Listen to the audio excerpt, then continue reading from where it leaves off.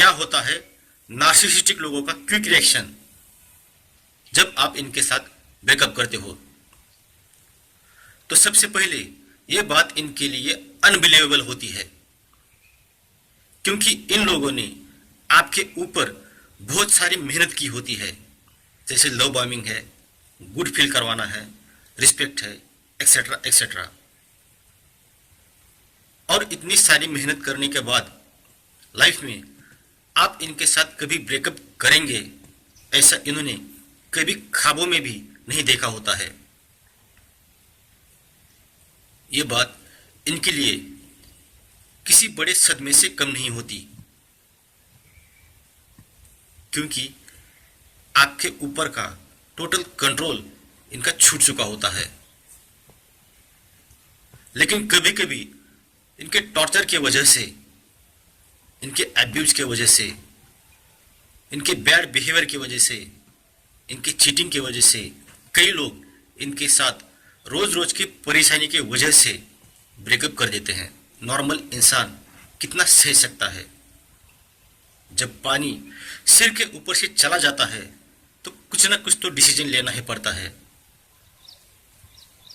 तो चलिए देखते हैं, आप जब इनके साथ ब्रेकअप करते हो तो इनका कुछ सेकंड के बाद या कुछ मिनटों के बाद क्विक क्या रिएक्शन आता है। नंबर 1 पे है कॉलिंग करना। ब्रेकअप के जस्ट कुछ सेकंड या कुछ मिनटों के बाद आपको नॉन स्टॉप कॉल आएंगे। अगर आपने इनका नंबर ब्लॉक भी कर दिया तो फिर किसी और पर्सन के नंबर से, जैसे फ्रेंड्स है, फैमिली मेंबर है या कोवर्कर्स है, या फिर किसी अननोन नंबर से आपको कंटिन्यूअसली कॉलिंग करेंगे। बार बार कॉलिंग का मतलब ये नहीं होता कि आप ब्रेकअप का डिसीजन बदल लो या फिर आप रुक जाओ। तो बार बार कॉलिंग आपको इसलिए की जा रही होती है कि आपको ये बता सके कि आप लाइफ में किसी और को ना मिलो। मतलब समझते हो कि वो और दुनिया का कोई भी इंसान आपसे प्यार करे इस लायक आप नहीं हो। आप एक नंबर के घटिया और लीचड़ इंसान हो जिसे दुनिया का कोई भी इंसान प्यार नहीं कर सकता। ये बात जताने के लिए, बताने के लिए आपके साथ बार बार कॉलिंग की जाती है। एक तो आपसे पहले इन्हें डिस्कार्ड करना होता है ताकि बाद में इनको तकलीफ ना हो, इनका ईगो ना हर्ट हो, ब्रेकअप का जो पेन होता है वो इन्हें ना मिले। ये सब आपके साथ करना होता है, आपको जिंदगी भर तड़पने के लिए छोड़ना होता है। फिर भी आप इनके साथ ब्रेकअप करते हो तो इस बात पर ये लोग बिलीव नहीं कर पाते। नंबर 2 पे है ईमेल। अगर आप कॉलिंग का जवाब नहीं देते हैं तो आपको बार बार ईमेल भेजेंगे। इनको सिर्फ आपका रिएक्शन देखना होता है। जैसे ही आप इनका ईमेल रिसीव करते हो तो इन्हें समझ में आता है कि अभी भी आपके दिल में इनके लिए फीलिंग्स है, जिसके दम पर बाद में ये लोग आपके साथ होरिंग करते हैं। इसलिए अगर ईमेल भी करते हैं तो इसका जवाब आपको नहीं देना है। नंबर 3 पे है मैसेज या एसएमएस करना। अगर आप कॉलिंग या फिर ईमेल का जवाब नहीं देते हैं तो आपको बार बार एसएमएस या मैसेज भेजेंगे। ये लोग कुछ भी करके आपको जीतने नहीं देना चाहते हैं, क्योंकि हार इनको कभी बर्दाश्त नहीं होती। चाहे कुछ भी हो जाए, ब्रेकअप का मौका ये पहले आपको नहीं देना चाहते हैं।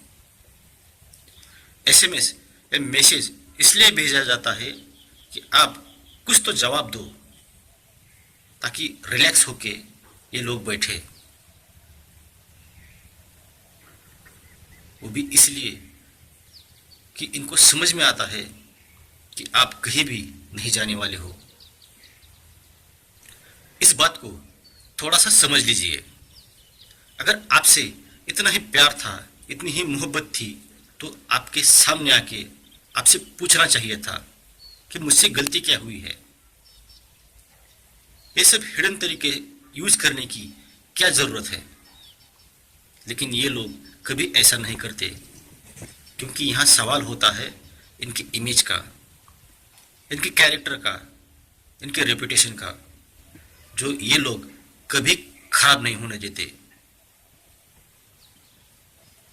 ये सब बातें आपके प्यार से, आपके लाइफ से ऊपर होती है।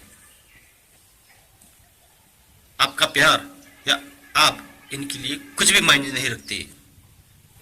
भले ही उनका आपसे प्यार ना हो, मगर कम से कम इंसानियत के नाते तो अगर गलती हुई है तो माफी मांगनी चाहिए। लेकिन ये लोग ऐसा कभी नहीं करते। आप एंगर में होंगे, इन्हें मालूम होता है,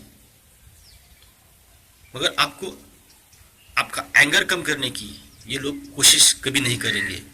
उल्टा जानबूझकर आपको और एंगर देंगे, आपको और हर्ट करेंगे। इसलिए कुछ समय गुजर जाने के बाद आपके सामने न्यू सप्लाई को लाके रखेंगे। न्यू सप्लाई के साथ एंजॉय करते हुए सोशल मीडिया पर फोटो अपलोड करेंगे। आपके सामने बार बार न्यू सप्लाई को लाके खड़ा करेंगे और बहुत खुश है ऐसा दिखाएंगे। इसलिए मेरे भाई और बहनों, अगर ऐसा आपके साथ हुआ है तो ऐसे फालतू लोगों को छोड़ दो, जिन्हें ना आपकी कोई वैल्यू होती है ना आपके प्यार की। ये सिर्फ दूसरों की इमोशन के साथ, दूसरे को प्यार के साथ, दूसरों के लाइफ के साथ खेलना जानते हैं। ना इन्हें आपसे प्यार होता है, ना आपके प्यार से प्यार होता है। अगर ये वीडियो आपको पसंद आता है तो इस वीडियो को सब्सक्राइब, लाइक और शेयर जरूर करना। वीडियो देखने के लिए आपका धन्यवाद।